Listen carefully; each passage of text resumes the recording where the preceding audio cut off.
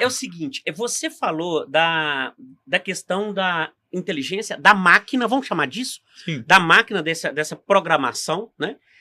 Ser muito parecida e até mesmo ter essa relação. É necessário ser parecida? Por que você acha que persegue tanto como se fosse uma outra pessoa? Não seria mais autêntico deixar claro? Não estou falando em perder a eficiência. Sim. Eu estou falando em mudar de lugar. Não seria mais fácil isso ficar claro? Falar, olha, eu sou uma inteligência que estou dialogando com você. Ou você acha que isso fica menor? É uma jogada de marketing, é uma jogada psicológica, é uma jogada de estratégia? Que jogo é esse? Então, quem está jogando o jogo é o ser humano. Porque esse que é o grande ponto. A nossa IA, por exemplo, ou qualquer outra, tende sempre a avisar para aquela pessoa que ela está conversando com uma inteligência artificial. Em quase todos os casos, isso é sempre avisado. E aí, o grande ponto é que o ser humano ele prefere não entender. Porque ele prefere emular um comportamento que é mais próximo do dele. Sendo mais próximo do dele, é mais interessante. Então, isso tem acontecido muito. E aí tem várias motivações para isso, né? Então, um dos pontos que a gente pode pensar também, e a gente pode discutir daqui a pouco tem gente, isso não é filme, de cada hora eu cito um filme, né? Mas tem gente já se apaixonando, criando relações afetivas por inteligências artificiais. Essa é uma grande questão. Por quê? O ser humano, por mais que ele esteja conversando com máquinas, ele está sedento por conexões que a gente não tem no nosso dia a dia. Então eu aviso para o ser humano, mas é um comportamento tão próximo, que emula tanto, que ele acha que é outra pessoa ali. Ele busca isso, né? Ele busca isso. Você falou de conexões. Mesmo sabendo que ele está nesse lugar, esse lugar o deixa mais confortável, né? Sim. Porque às vezes a gente está em lugares que a gente nem sabe, ou é surpreendido também. Que por falar em surpresa, eu queria que você comentasse um pouquinho, antes da gente aprofundar, um tema que está muito atual. E essa surpresa da China, já utilizando o seu mandarim, eu não sei se foi de propósito esse estudo linguístico do nosso querido Luiz, mas nós tivemos uma surpresinha aí com a DeepSeek, né? Como que você enxerga esse grande poder concentrado, e a gente está falando isso, porque você falou de ser humano, essa conexão. Então, se eu tenho um poder de agregar opiniões do ser humano, que ele utilize, eu também tenho um poder sobre ele. E isso, quando está muito concentrado, é um certo risco que nós corremos. E agora veio para mostrar que não é bem assim. O que você acha dessa história da China, nessa briga por posicionamento e até mesmo essa conexão que você falou com as pessoas, ser uma fatia dela também? Beleza, bom primeiro trabalhar o negócio da surpresa. Surpresa, gente, só é surpresa para quem não estuda China. Para quem não está envolvido com esse ambiente de China, que mais pessoas no Brasil deveriam estar. Porque a gente está vivendo um mundo que ele está cada vez mais bipolarizado. China e Estados Unidos. E aí, o grande ponto é o seguinte, então, primeiro, não é surpresa. A gente sabia que os chineses estavam avançando, estavam procurando, estavam correndo atrás de produzir uma inteligência artificial para o mercado.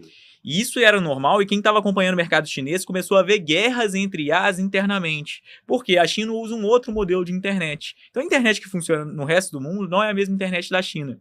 E aí lá dentro eles têm estruturas específicas. Então aqui, desde novembro de 2022, o mundo inteiro está falando de OpenAI, de ChatGPT, coisas que vocês devem ter utilizado no dia a dia. Mas a China tem uma discussão toda própria, e a China está investindo muito nessa jogada. E aí eu vou trazer um cara aqui, que é o primeiro para a gente discutir, que é o seguinte. Tem um teórico chinês que se chama Kai-Fu Lee. O Kai-Fu Lee, ele é um especialista em inteligência artificial chinês.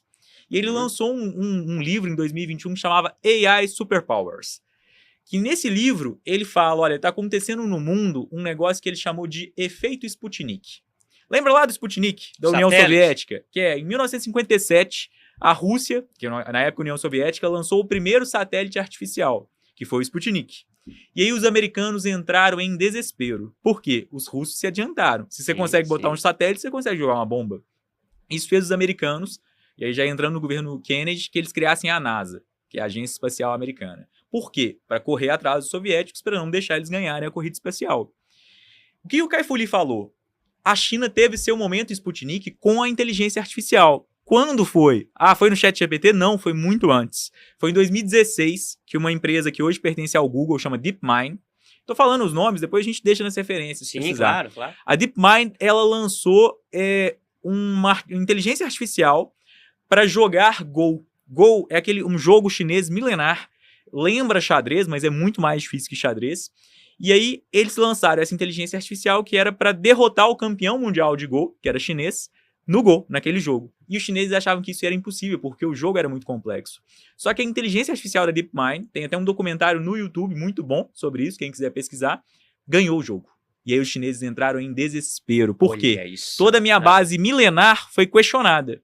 E aí, a partir desse momento, os chineses começaram a investir pesado, nós estamos em 2016, em inteligência artificial.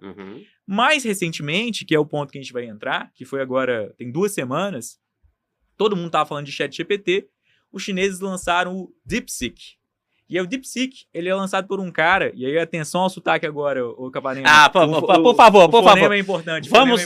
Vamos gastar os nossos fonemas no episódio de hoje, por favor. Ele é lançado por um cara que chama Liang Wenfeng. Tem que falar o Fan mais Você alto. poderia repetir, Luiz, porque grande parte da nossa audiência ainda está no nível básico de mandarim.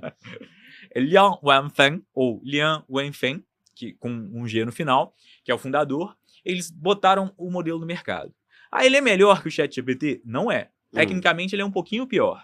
Mas o que foi o grande ponto? Enquanto o ChatGPT gastou bilhões de dólares com B de bola para ser produzido, o DeepSeek, que é o modelo chinês, gastou 6 milhões com M de Maria em um modelo que é muito parecido e mais que isso, ele é código aberto, ele é open source. Qualquer um pode pegar e utilizar, não tem que pagar ou utilizar a estrutura da empresa.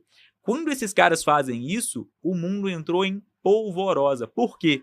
Os Estados Unidos tinham acabado de anunciar 500 bilhões, com B de novo, para investir em IA nos Estados Unidos. E todas essas empresas, a NVIDIA, a OpenAI, a Microsoft, elas estavam super valorizadas.